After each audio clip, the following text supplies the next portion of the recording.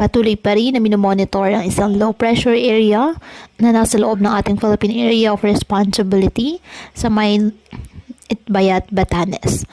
Ayon sa Pag-asa, nanatili namang mababa ang tsansa ng nasabing LPA na maging bagyo.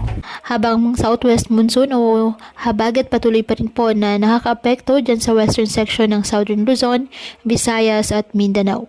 Sa kasalukuyan, wala po tayong binabantayan na bagyo sa loob po ng ating PAR na maaaring maka-apekto sa ating bansa. Wala rin pong nakataas na gale warning sa numuwaybay ng karagatan kung kaya malayang makapumalaot ang ating mga kababayang mangingisda at may maliliit na sasakyang pandagat.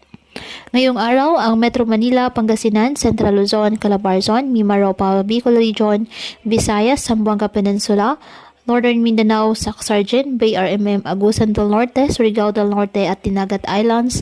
Asahan na maulap na halangitan na may kalat-kalat na pag-ulan at thunderstorms dahil sa habagat. At ang nalalabing bahagi ng bansa, bagyang maulap na sa maulap na halangitan with isolated rain showers or thunderstorms dahil pa rin po sa habagat at localized thunderstorms. Kaya pinapayuhan ng ating mga kababayan na may maingat at maging alerto po sa mga posibleng pagbaha at pagguho ng lupa at ugaliin na magdala palagi ng payong o kahit anumang panangga sa ulan sa tuwing lalabas ng ating mga tahanan. At yan po muna ang update sa lagay ng panahon ngayong araw. Muli patuloy po tayo na mag-ingat at palaging tandaan, God loves you. Stay safe and God bless.